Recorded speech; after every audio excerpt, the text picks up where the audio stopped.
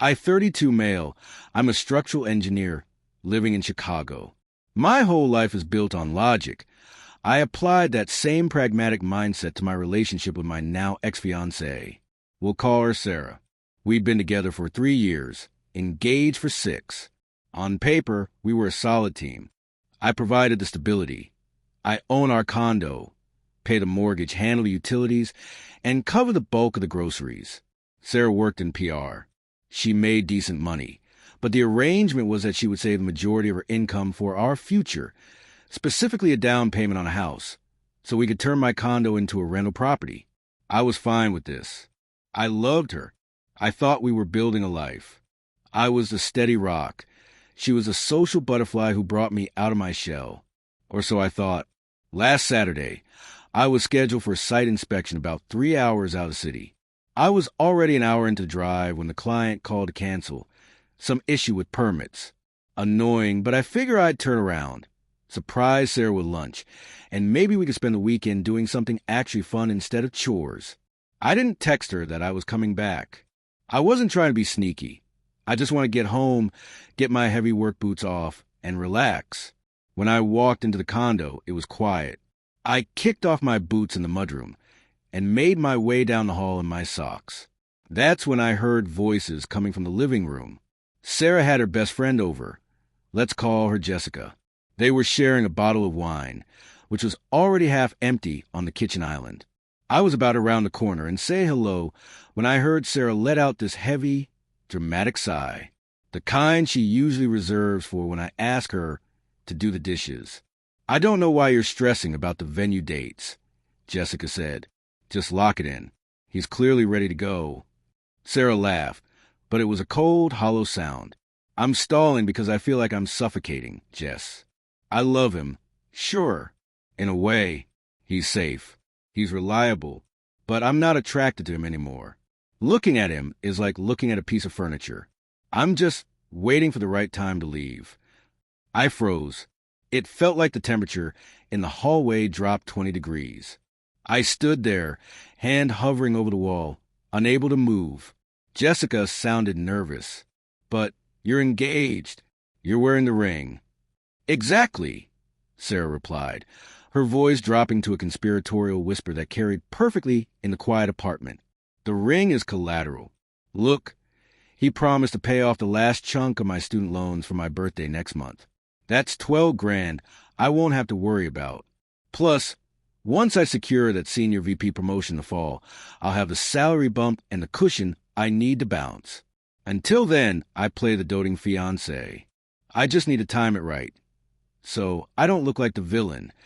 The coldness in my chest wasn't heartbreak. It was absolute clarity. You know that feeling when you finally solve a complex equation? That's what this was. I realized I wasn't a partner to her. I was a utility. I was an ATM with a pulse. I didn't storm in screaming. I didn't cry. I walked back to the mudroom, put my heavy work boots back on, and tied them tight. Then I walked loudly down the hall and turned the corner into the living room. Sarah jumped so hard she spilled red wine all over the white rug I bought 6 months ago. Her eyes went wide, filled with panic. Honey, you're home early. I didn't hear the door. I looked at her, then at Jessica. Jessica was staring at her phone, refusing to make eye contact, looking like she wanted to melt into the floor. I heard everything, I said. My voice was calm, steady. It was the voice I use when I'm telling a foreman that his scaffolding is unsafe and needs to come down immediately. Sarah's face drained of color. What? No, we were just venting. It was a joke you're taking out of context. You're not attracted to me, I interrupted, cutting through her panic. I'm furniture. You're waiting for me to pay off your loans. You're waiting for the right time. She stammered, standing up and reaching for my arm. Baby, please stop. You're being crazy. I stepped back out of her reach. I walked over the front door and held it wide open. The right time is now. The room went silent. Sarah looked at the open door, then back at me, realizing her safe plan had just imploded. You're kicking me out? She screeched, the mask falling off completely. You can't just kick me out. I live here. You were planning to leave anyway. I said, I'm just accelerating the timeline. Grab your essentials. Jessica can help you carry them. Jessica stood up immediately. I'm going to go. No, I said to Jessica. Stay. You can help her pack. For the next 20 minutes, I stood in the living room and watched them. Sarah threw clothes into a duffel bag, screaming the entire time. She called me abusive. She called me a child. She said I was throwing away the best thing that ever happened to me. It was like watching a toddler have a meltdown because they were told they couldn't eat candy for dinner. She grabbed her laptop, her makeup, and a week's worth of clothes. As she walked out the door, she turned and spat. You will regret this. You're going to come crawling back begging me to forgive you. I just closed the door and locked the deadbolt. The silence was beautiful, but I knew this wasn't over. Sarah wasn't the type to go quietly, and her family was, well, let's just say the apple didn't fall far from the tree. I didn't sleep that night. Instead, I did a forensic audit of my own life. I pulled up every bank statement, every credit card bill, every joint expense. I wanted to see exactly how much of a cushion I had been providing. It was nauseating. The savings she claimed to be building for our future house? Non-existent. I found a paper trail of transfers, about $800 a month of her income going into a high-yield savings account solely in her mother's name. Meanwhile, I had been paying 100% of the mortgage, HOA fees, utilities, and her car insurance. But then I found the smoking gun. I was looking at my credit report to make sure everything was locked down, and I saw an inquiry from 3 months ago. A credit card I didn't recognize, issued by a bank I don't use. Limit, $15,000. Balance, $14,800. My blood ran cold. I logged into the bank's portal using the forgot password feature. It sent a reset code to my email, but then I realized the recovery email on the account was hers. She had opened a credit card in my name, intercepted the mail, and maxed out. Looking at the statements, it was all wedding stuff. Venue deposits, caterer down payments, a photographer. She was funding the wedding she was planning to leave me at the altar for, or shortly after, using my credit, debt that would be legally mine if we split. I needed a lawyer. Immediately, I called an old college buddy, Mark, who specializes in family law and property disputes. I told him everything. Okay, listen to me, Mark said on Sunday morning. This changes everything. The cheating and the breakup are civil. The credit card? That's identity theft. That's fraud. It's a felony. Do you want to burn her to the ground, or do you want her out of your life? I want her out, I said, but I want my condo secure and my name cleared. We need to move fast, Mark said. Technically, you can't just lock a tenant out in Illinois, even if they don't pay rent. Since she left voluntarily, we have some wiggle room, but if she comes back with the police, you have to let her in until we formally evict her. We need to file a police report for the identity theft today. That creates a paper trail. Then we file a suit for the return of the ring. The ring, I sighed. It cost me $18,000. Platinum band, custom diamond. In our state, the ring is a conditional gift, Mark explained. Condition is marriage. No marriage, no ring. Did she take it? She was wearing it. Okay, step 1, police report for the card. Step 2, change the locks. If she tries to get in, we deal with it. Step 3, wait for her to make the first move. She didn't disappoint. By Monday morning, the entitlement tsunami hit. I woke up to a barrage of texts. Sarah, I spoke to my dad. You can't legally kick me out. I have tenant rights. If you don't give me a key by noon, I'm calling the cops for an illegal eviction. Sarah, also, you owe me for emotional distress. You humiliated me in front of Jessica. Sarah, transfer the $12,000 for the loans. You promised. A verbal contract is binding. I laugh at the phone. Verbal contract for a gift? Delusional. But the tenant threat was real. An hour later, my doorbell rang. It wasn't the cops. It was her father. Imagine a guy who peaked in high school football and never got over it. Now in his 60s and red-faced. He pounded on the door. Open up, he screamed. You don't treat my daughter like this. She invested the best years of her life in you.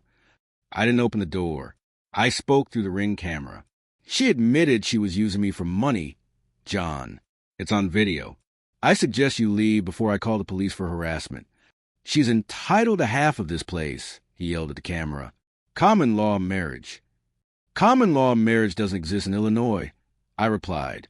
Google it, or ask a lawyer. He kicked the door, leaving a scuff mark, and stormed off.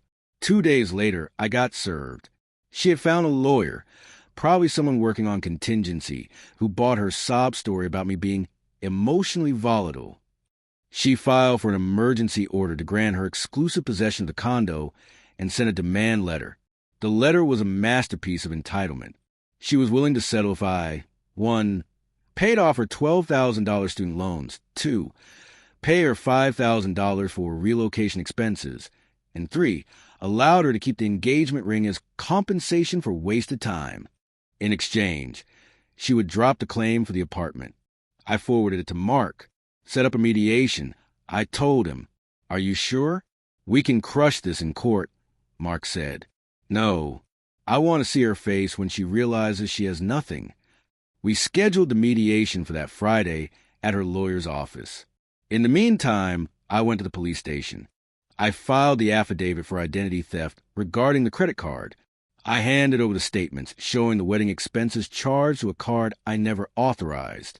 The detective was very interested, especially since the amount crossed the threshold for a felony. I didn't press charges yet. I just filed a report to have the case number. Thursday night, I got a text from an unknown number. Unknown. Hey, it's Jessica. I know you probably hate me, but she's telling everyone you hit her. I know you didn't.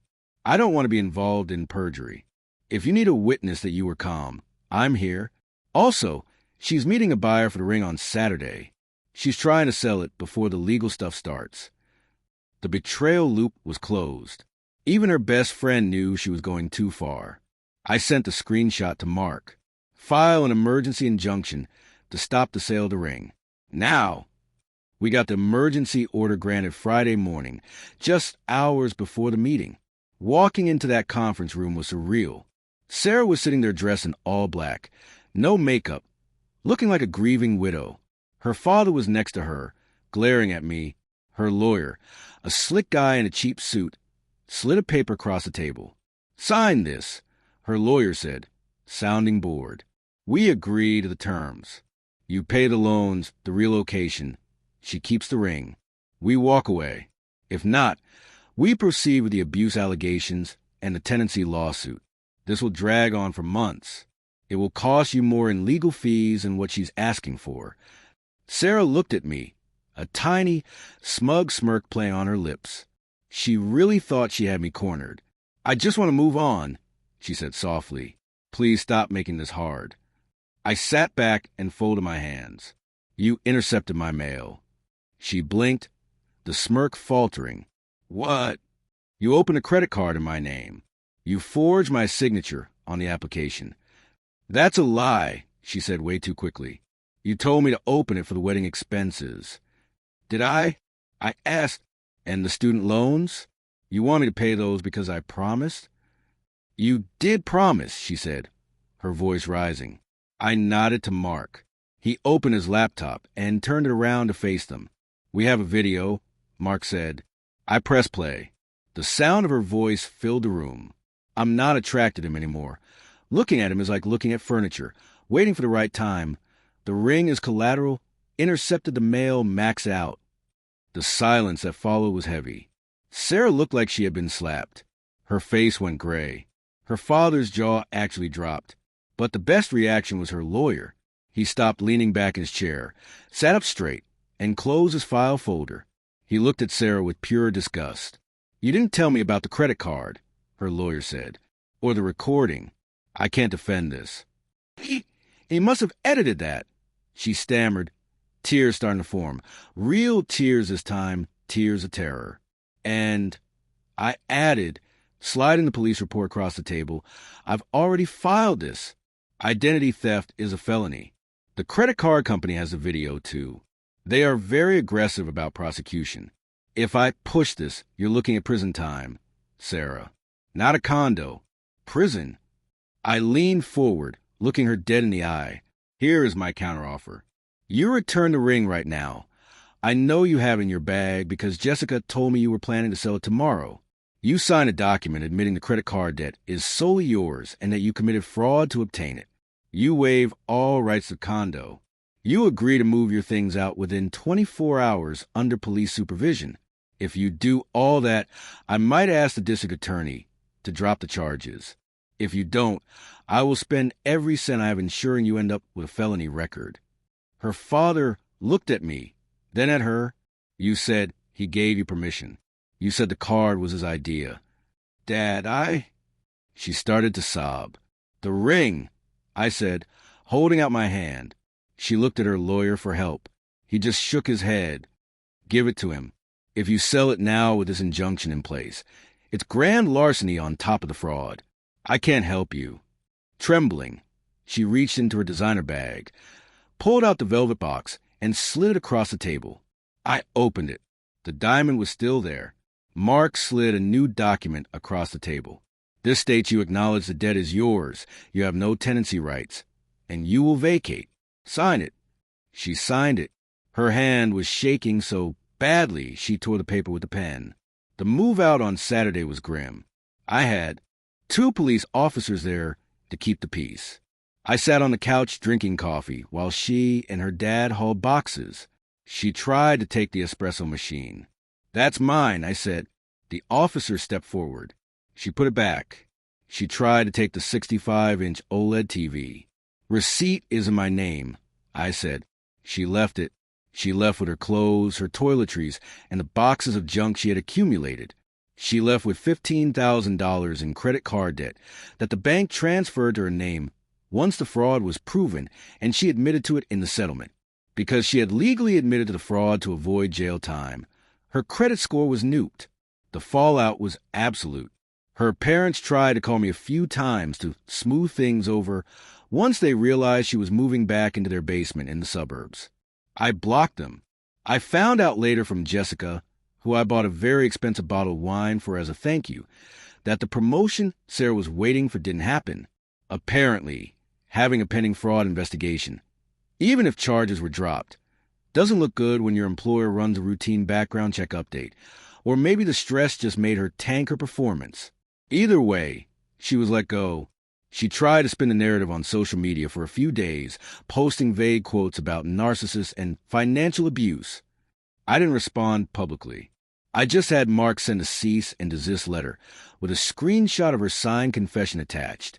Her post disappeared an hour later. I kept the condo. I sold the engagement ring back to the jeweler. I took a hit on it, obviously, getting back about 70% of what I paid. But I didn't care. I used that money to pay off Mark's legal fees and booked a 2-week solo trip to Japan, a place she never wanted to go because she said the flight was too long and she didn't like raw fish. Sitting here now, the silence in my apartment doesn't feel lonely. It feels like victory. I dodged a bullet that would cost me my life, my finances, and my dignity. She wanted a free ride. She got a crash course in consequences. Sometimes the right time to leave isn't when it's convenient for you. It's the second you realize you're being used.